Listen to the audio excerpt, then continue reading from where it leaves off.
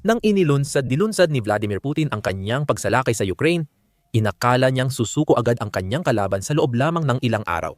Masyadong malakas ang Russia para sa Ukraine, masyado itong maraming tao, tangke, at mga armored na sasakyan. Walang laban ang Ukraine, nagkamali si Putin. At isa sa mga dahilan kung bakit pumalpak ang pananakop ng Russia sa mga unang buwan nito ay dahil sa isang 33,000 na Swedish-British na sandata na sumira ng daan-daang milyong dolyar na halaga ng armor ng Russia. Ang armas na ito ay nakapagwasak sa hanggang 40% ng mga tangke ng Russia sa digmaan. At ito ay napakahalagang sandata para sa Ukraine. Ang sandatang iyon ay ang ENL. Ang ibig sabihin ng ENL ay Next Generation Light Anti-Tank Weapon. At ang NLAW ay eksaktong iyon. Ito ay isang sandata na ginagamit para sirain ang mga tangke.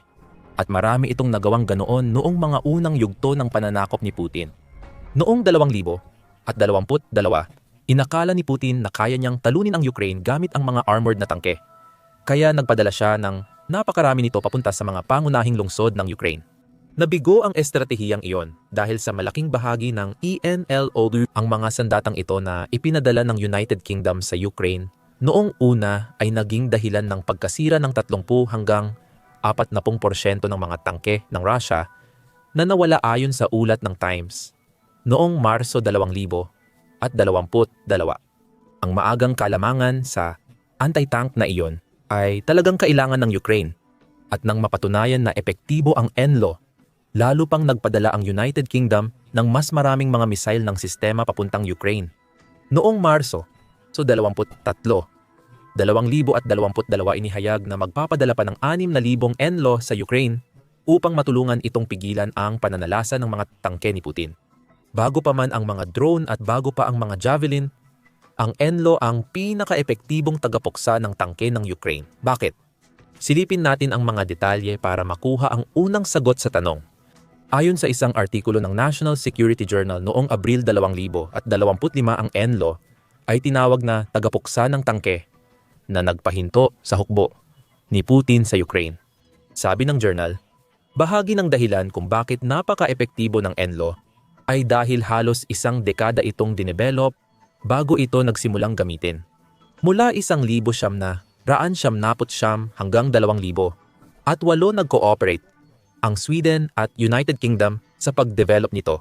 Pinino ang sandata hanggang sa halos maging perpekto bago ito opisyal na ginamit noong 2000. Agad na inadopt ng ilang bansa ang NLAW, kabilang ang Finland, Switzerland, Sweden, Indonesia at Malaysia bilang ilan sa mga unang bumili, kasama ang United Kingdom at Sweden. Madaling makita kung bakit. May sukat na 3 talampakan at 4 na pulgada at may bigat na 28 libra madaling dalhin ang isang Next Generation Light Anti-Tank Weapon sa labanan. Ang katemani ng kakayahang madala nito ay tatalakayin pa ng mas malalim mamaya sa video. Pero ang medyo magaan nitong laki ay ginagawa itong perpekto para gamitin sa masisikip na lugar, gaya ng mga trinsera at gusali. Naalala mo ba ang sinabi tungkol sa unang estratehiya ni Putin para sa Ukraine? Akala ng leader ng Rusya, madaling makakapasok ang kanyang mga tangke sa Ukraine. Wala nang batas dahil pinapaputukan sila mula sa mga gusali at iba pang mahirap matukoy na lugar. Halos siguradong mapasok sa mga ambush ang mga armadong unit na ito kahit saan sila magpunta. Nagbigay pa ng ilang detalye ang Army Recognition. Ipinapunto nito na ang NLAW ay isang fire and forget na sistema na ibig sabihin ay eksakto kung ano ang sinasabi nito. Makakapaghanda ang operator, paputukin ng NLAW at umalis kaagad sa kanilang pwesto nang walang pag-aalala sa pananatili roon para makumpirma ang tama.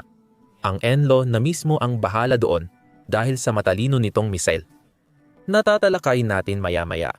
Ang sistema mismo ay maaaring lagyan ng alinman sa 100 at 15 o 100 at 50 na kalibreng launching tube depende sa pangangailangan ng gumagamit.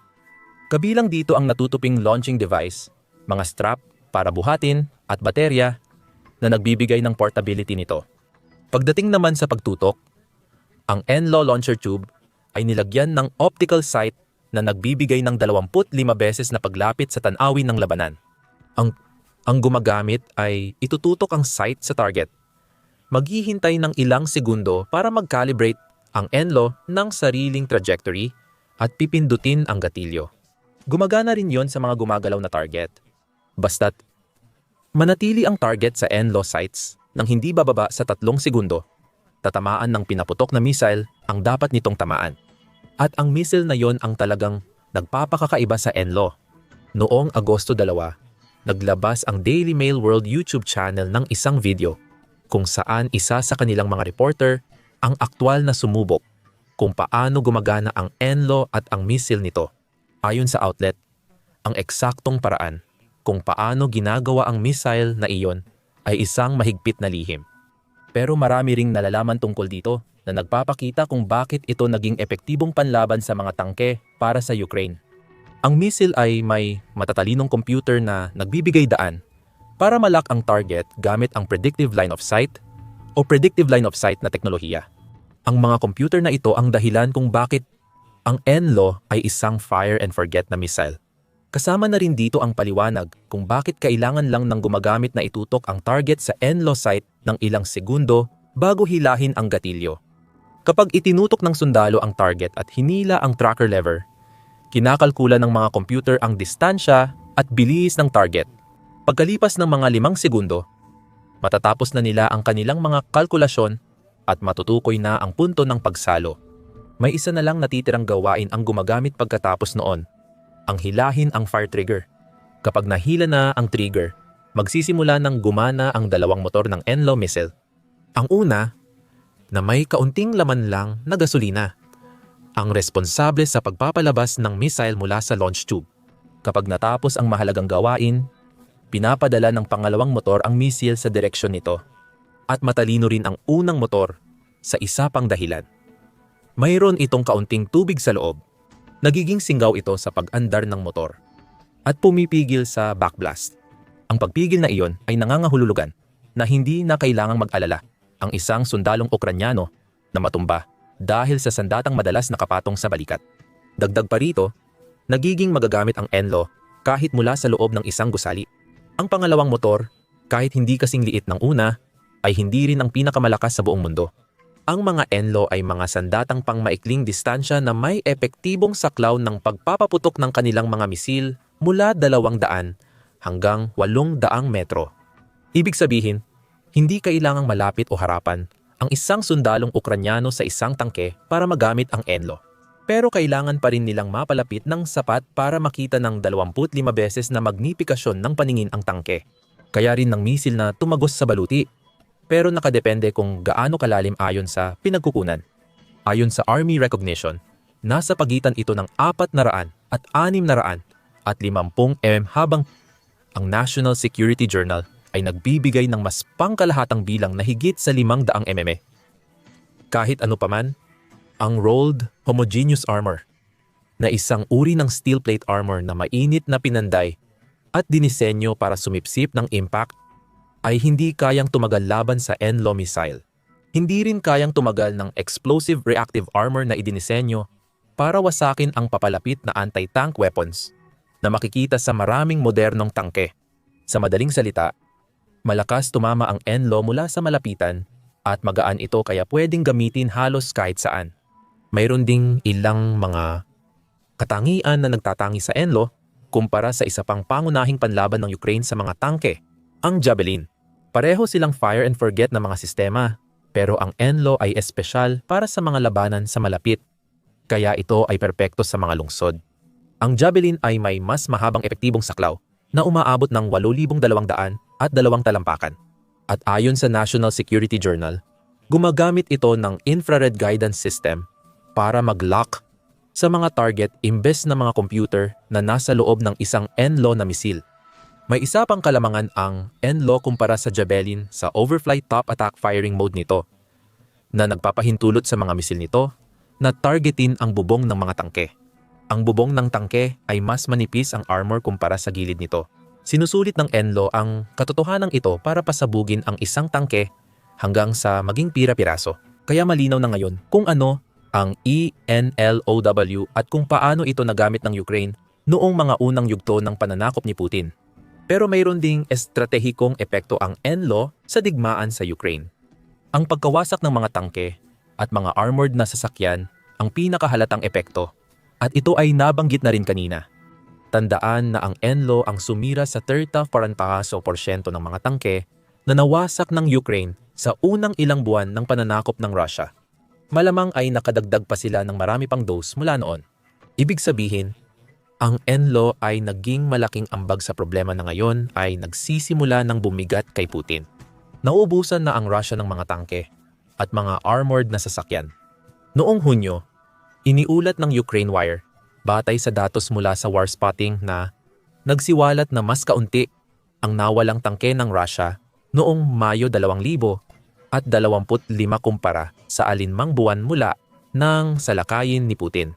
Nagiging di na gaanong epektibo ang mga anti-tank strategy ng Ukraine ayon sa balita na maganda para sa Russia.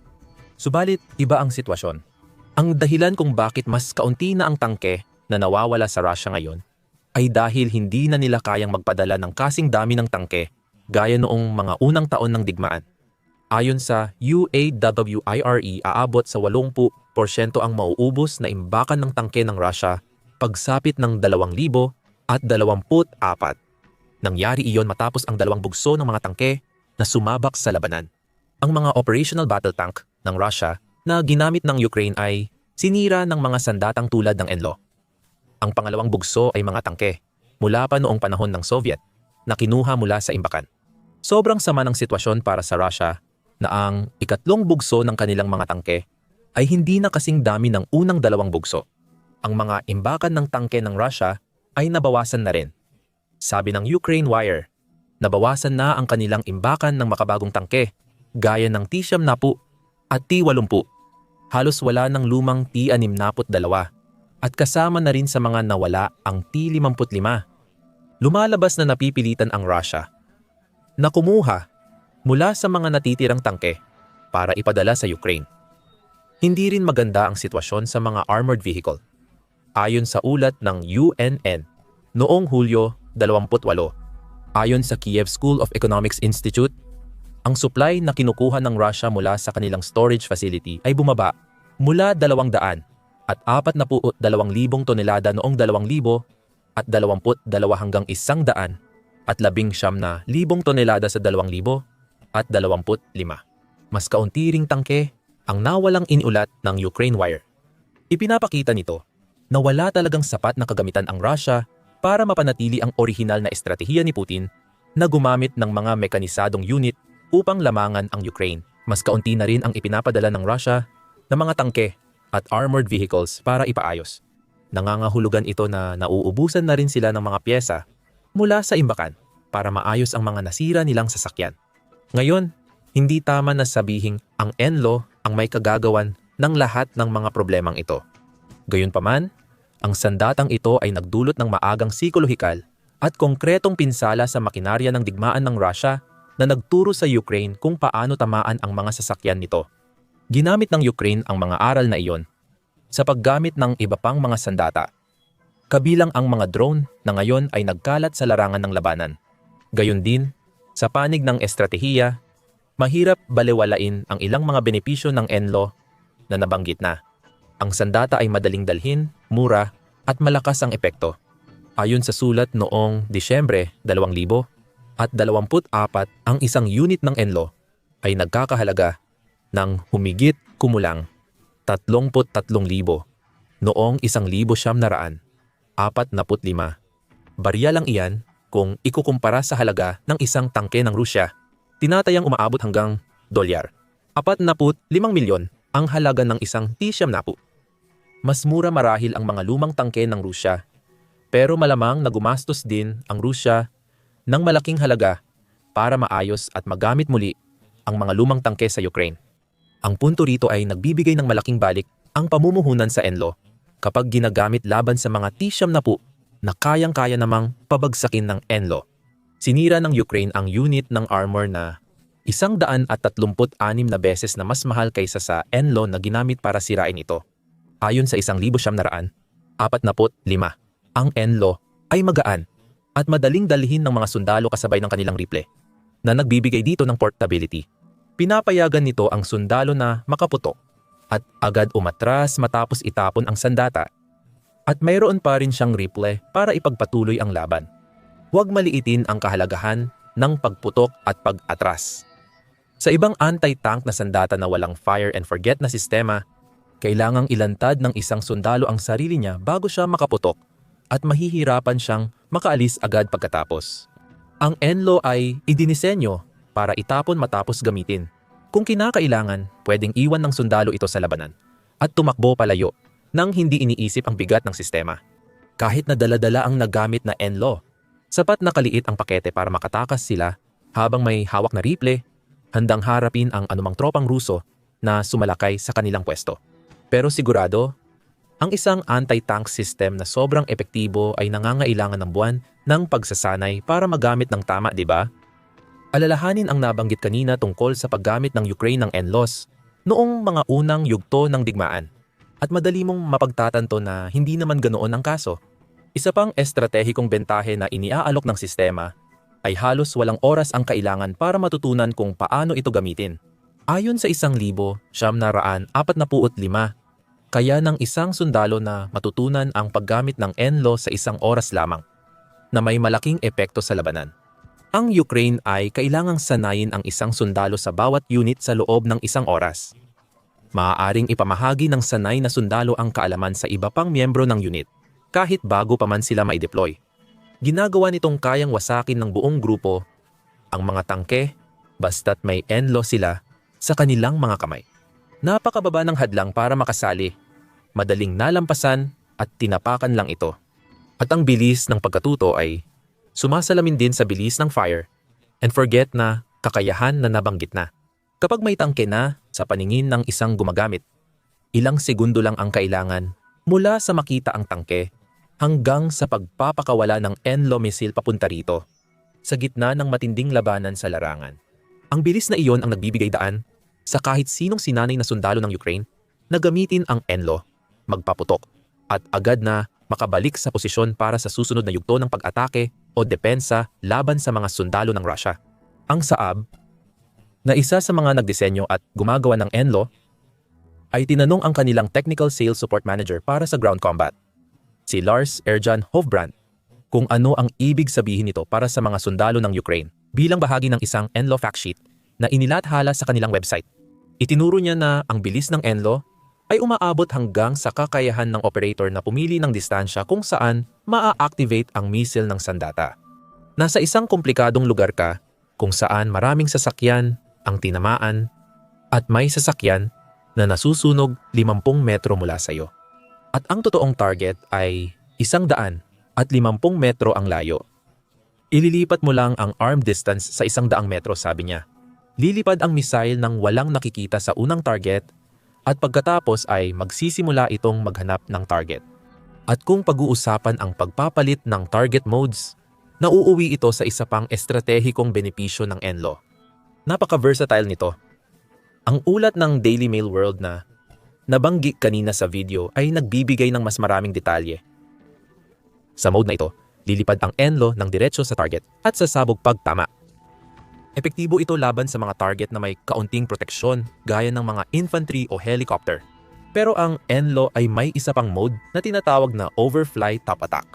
Sa mode na ito, lilipad ang missile ng mga 3 talampakang taas sa itaas ng target, gamit ang magnetic at optical sensor sa unahan para matukoy kung kailan ito eksakto nang nasa ibabaw nito. Pagkatapos, sasabog ang missile pababa imbes na pasulong. Maglalabas ng mainit na jet ng metal na kayang tumagos sa 20 pulgadang bakal. Ang NLAW ay tinawag na tank killer ng ilang beses sa video na ito. At ang pangalawang fire mode ang dahilan kung bakit ito napaka-epektibo sa aspetong iyon. Pero mas maraming gamit ang sandata kaysa sa tawag na tank killer. Mga helicopter at ang mga sundalo ay maaari ring mapatumba dahil sa isa pang firing mode nito, na lalo pang nagpapalakas sa mga estratehikong benepisyo ng pagkakaroon ng NLAW sa labanan. Ang kombinasyong ito ng mga benepisyo ang nagbigay sa NLAW ng malaking epekto bilang sandata sa digmaan sa Ukraine, lalo na noong mga unang buwan. Sabi ng 1,945 naraan 45 marami sa mga sundalo ng Ukraine ay conscripted at karamihan sa kanila ay hindi pa nakapagpaputok ng baril bago ang labanan kontra Ukraine. Ang ENLO ay naging isang sandata na kayang matutunan ng mga baguhang sundalo sa loob lamang ng isang oras. Kahit ang pinakabagong recruit ay kayang itutok, i-target, at pumuputok habang hinahayaan ang kanilang sandata na tapusin ang trabaho. Paulit-ulit nang naranasan ng mga puwersa ni Putin ang hirap na dulot nito. Gayunpaman, sa kabila ng lahat ng gamit nito, mas bihira na ngayon sa labanan ang ENLO kumpara noong una itong dumating sa Ukraine. Walang kinalaman iyon sa teknikal na kakayahan ng sandata. Walang nagbago sa ENLO, kaya pa rin nitong sirain ang mga tangke ngayon, tulad ng noong ginagamit ito ng Ukraine sa mga urban na lugar at masisikip na espasyo para itaboy ang unang puwersa ng pananakop ni Putin. Pero doon nakasalalay ang problema. Matapos mabugbog ng ENLOs ng Ukraine at mga katulad na sandata sa matagal na panahon, binago ni Putin ang kanyang mga taktika. Sa masisikip na lugar, ipinaliwanag ng Daily Mail World, ang ENLO ay perpekto dahil sa bilis nito. Ang mga katulad ng Javelin ay masyadong matagal mag-target sa ganitong sitwasyon. Gayunpaman, si Putin ay lumipat mula sa direktang pag-atake sa mga pangunahing lungsod tungo sa mas malawak na opensiba sa rehiyon ng Donbas sa Ukraine. Dito, malawak at bukas ang lupain na may maliliit lamang na pamayanan na napapalibutan ng mga bukirin at ilang puno. Ang lugar na ito ay mas angkop para sa mga sandata tulad ng United States Javelin. Sa mga panahong ito, mas malamang na makakita ka ng mga tropang Ukranyano na gumagamit ng isa niyon o kaya'y isang first-person view drone na ngayon ay laganap na kahit saan. Makatarungan sigurong sabihin na ang mga drone, lalo na ang pumalit sa ENLOs bilang pangunahing tagapuksa ng tangke ng Ukraine. Noong Pebrero 2025, ang mga drone ang naging sanhi ng 65% ng lahat ng pagkawala ng tangke ng Russia sa digmaan sa Ukraine. Gayunpaman, maaaring sabihin na ang ENLO ang lumikha ng plano ng pagsira ng tangke na sinusundan ngayon ng mga drone operator ng Ukraine. Ipinakita ng ENLO sa Ukraine ang kahinaan ng mga Russian tank laban sa mga aerial attack dahil sa kanilang mahuhunan na bubong at tore.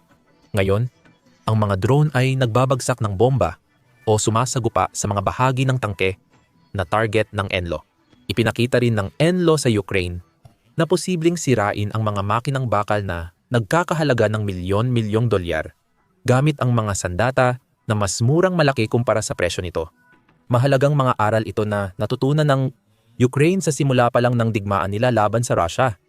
At maaaring mas matagal pa sana bago nila natutunan ang mga iyon. Kung wala silang ENLO, patuloy pa ring ginagamit ng Ukraine ang ENLO. Noong Hulyo 2024 iniulat ng United Kingdom Defense Journal na nagpadala na ang United Kingdom ng 12,000 ENLO sa Ukraine at sinabing naubos na ang unang batch na 6,000. Pero marahil ang pinaka-natatanging pamana ng ENLO sa digmaang ito ay ang pagiging unang tagapagwasak ng tangke na nagsilbing inspirasyon sa estratehiyang paggamit ng drone para sirain ang mga tangke. Isang taktika na inampon ng Ukraine mula nang ituon ng Russia ang kanilang lakas sa Donbas. Ang mga aral na natutunan ng Ukraine mula sa mga unang buwan ng pananakop ni Putin ay nailapat na rin sa iba pang mga sandata. Sa makatuwid, kahit hindi direkta, responsable pa rin ang ENLO sa higit pang mga tangkeng nawasak kumpara sa mga direktang pininsala nito. Pinaputok ang ENLO upang makalipad ang mga drone ng Ukraine. Iyan, higit sa lahat, ang dahilan kung bakit mananatili itong mahalagang sandata hanggat patuloy na lumalaban ang Ukraine laban sa mga puwersa ni Putin. At habang ipinakita ng ENLO kung paano madaling mapabagsak ang mga tangke ng Russia, nahihirapan naman ang Russia sa mga tangke ng Ukraine. Tinamaan nito ang isang tangke ng Ukraine ng 70 beses at wala talagang naging pinsala. Alamin pa ang iba sa aming video at huwag kalimutang mag-subscribe sa Military Show para sa mas malalim na pagtalakay ng mga sandatang ginagamit ng Ukraine laban sa Russia.